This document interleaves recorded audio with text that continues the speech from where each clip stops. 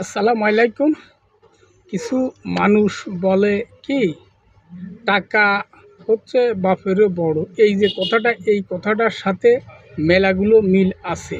যারা আবেগ দিয়ে বলে ফেলায় তারা বাপ বড় হয় টাকা আছে, আর যারা গভীরভাবে যারা এটা বিবেচনা করে তাদের কাছে টাকা হচ্ছে বড়।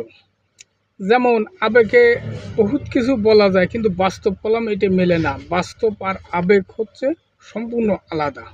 তা এই আবেগ দিয়ে যদি কেউ গভীরভাবে বোঝে, কারণ আপনার আমার কাছে দেখা গেল 50,000 টাকা আছে, আমার যদি 3 লাখ টাকা একবার মায়ের হয়ে যায়, এই টাকার কথা কলম সারা জীবন কবে।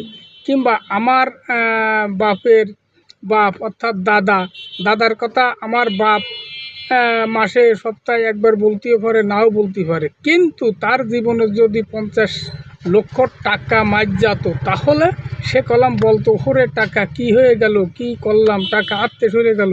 এই জন্যই মানুষ পাগলও হয়ে যায়, কিন্তু বাপ মার জন্য মারা গেলে পাগল হয়েছে এই রামের কোনো নজির নেই। কথাটা বুঝির জন্যই বললাম, কথাটা খেয়াল করতে হবে, কথাটা রাগ করা যাবে না।